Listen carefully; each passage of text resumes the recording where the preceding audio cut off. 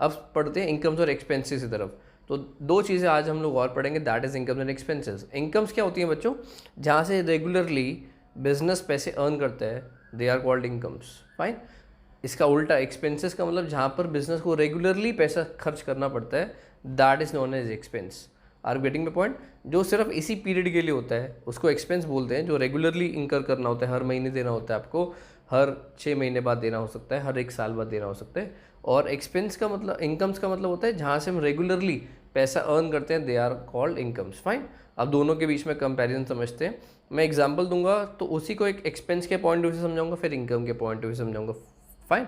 For example, हम लोगों ने गुड्स परचेज करे। गुड्स का मतलब क्या होता है बच्चों? स्टॉक, जिस चीज़ में हम डील करते हैं, जिस चीज़ की हमारी शॉप है।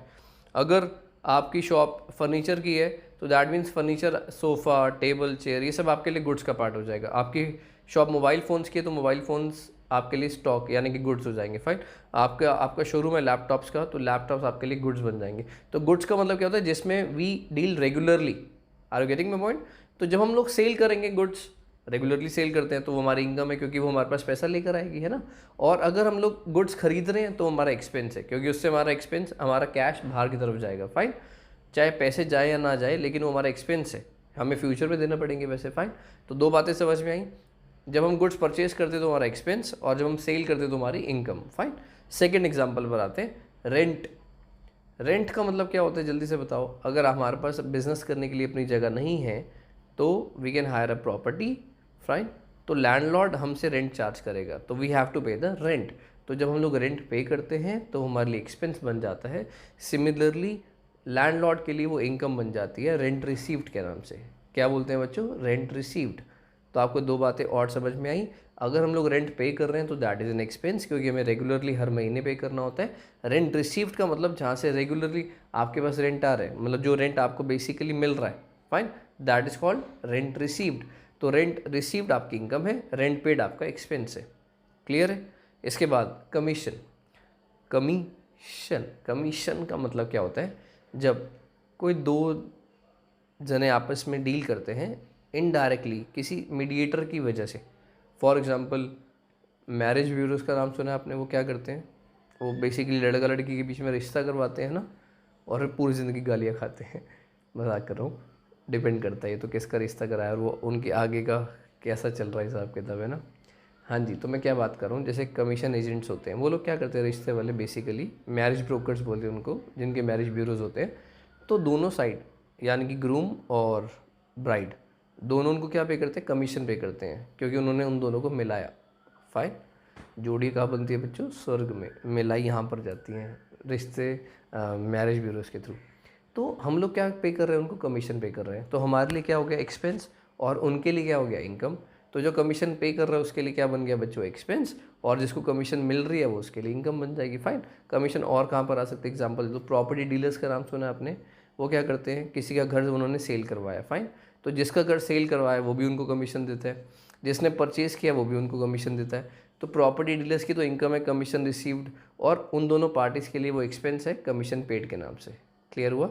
तो आपको 3 एग्जांपल्स क्लियर हुए। गुड्स परचेज करेंगे तो एक्सपेंस, सेल करेंगे तो इनकम, रेंट पे करेंगे तो एक्सपेंस, मिलेगा तो इनकम, रेंट मिलेगा तो इनकम, कमीशन पे करेंगे तो एक्सपेंस, मिलेगी तो इनकम। सिंपल। जो आप, जहाँ पर आपका पैसा जा रहा है वो एक्सपेंस है, जहाँ से पैसा आ रहा है वो इनकम है। फाइन। इसके अलावा क्या एग्जाम्पल हो सकता है बताएंगे आप? अब इसके अलावा डिस्काउंट का एग्जाम्पल हो सकता है, जैसे इसमें आपकी मम्मी बहुत परफेक्ट होती है। लेडीज़ तो फिक्स प्राइस शॉप से भी डिस्काउंट ले आती है बच्चों। वो कहती हैं, एक आपने डायलॉग सुना होगा शायद, एक लेडी जाती है कहीं पर शॉपिंग करने के लिए, तो वो बोलती है कि ये सूट कितने का है? तो शॉपकीपर बोलता है 10,000 का है। तो लेडी बोलती है, ना ना ना ना, मेरी फ्रेंड तो यहीं से 7,000 का सूट लेकर गई है, तो आप मुझे भी 7,000 का लगाओ। वो बोलते कब लेकर गई? बोलते 2 महीने पहले। बोलते बहन जी कुछ तो शर्म करो, पिछले महीने तो हमने ओपनिंग करी है दुकान की। तो बेसिकली लेडीज़ बहुत परफेक्ट होती है डिस्काउंट लेने में। तो डिस्काउंट का मतलब जब आप एमआरपी से कम रेट चार्ज करते हो। फाइन। एग्जांपल, हम दोनों के बीच में डील हो रही है, हाँ हाँ हम दोनों, आप और मैं, बस। फाइन। तो मैंने आपको फ़ोन सेल किया, ठीक है। आपने कहा भैया मैं पैसे आपको 10 डेज़ के बाद दूंगा, ठीक है। मैंने कहा ठीक है, या दूंगी, वॉट एवर द केस में भी, दोनों में से एक ही होना चाहिए। तो इससे क्या होगा? कहीं ना कहीं ध्यान से सुनना मेरी बात को, जब आपने मेरे से फ़ोन लिया, आप मुझे बाद में पे कर रहे हो, जब आप मुझे पे कर रहे हो तो आपने कहा भैया 10,000 का जो फ़ोन था प्लीज़ आप 95 मिनट रख लो, हमें 500 की डिस्काउंट दे दो। मैंने कहा ठीक है, कोई इशू नहीं है, फाइन।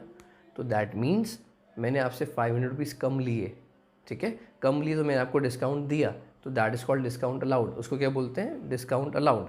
और वो आपके लिए क्या हो गया? डिस्काउंट रिसीव्ड, क्योंकि आपको फ़ायदा हो गया, तो आपकी इनकम हो गई और मेरे लिए एक्सपेंस हो गया, दैट मीन्स डिस्काउंट। चौथी बात पढ़ी हम लोगों ने, अगर अलाउ करेंगे तो हमारे लिए एक्सपेंस, और अगर हमें मिलेगी डिस्काउंट तो हमारे लिए इनकम हो जाती है। फाइन, एक बार रिवाइज करें।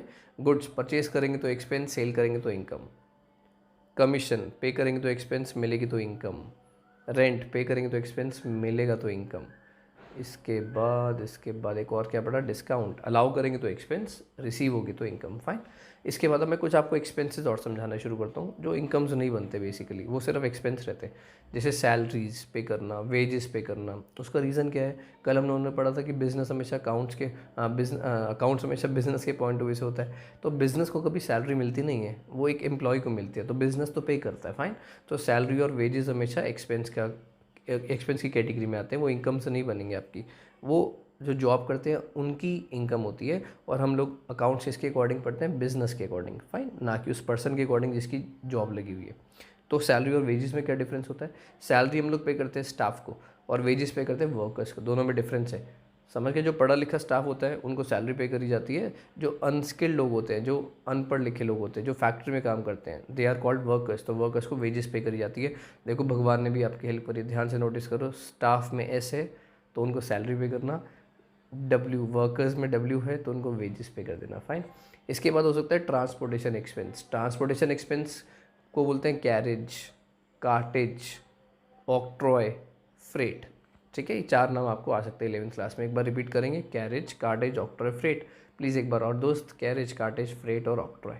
Carriage, cartage, octroi, freight. Carriage, cartage, freight और ऑक्ट्रॉय। फाइन। ये सारे एक्सपेंसेस हो सकते हैं। एडवर्टीजमेंट एक्सपेंस हो सकता है। फाइन। तो लगभग अभी आपको इतना ही आएगा। ठीक है, तो आज हम लोगों ने क्या पढ़ा? इनकम्स और एक्सपेंसेस। एक बार फटाफट से रिकॉल करते हैं। अगर हम लोग कहीं पर रेगुलरली पैसा खर्च करते हैं तो हमारा एक्सपेंस, अगर रेगुलरली कहीं से पैसा जनरेट कर रहे हैं तो that is all income. Fine. अब हमारे 4 टॉपिक्स हो चुके हैं, एसेट्स, लायबिलिटीज, इनकम्स और एक्सपेंसेस। फाइन।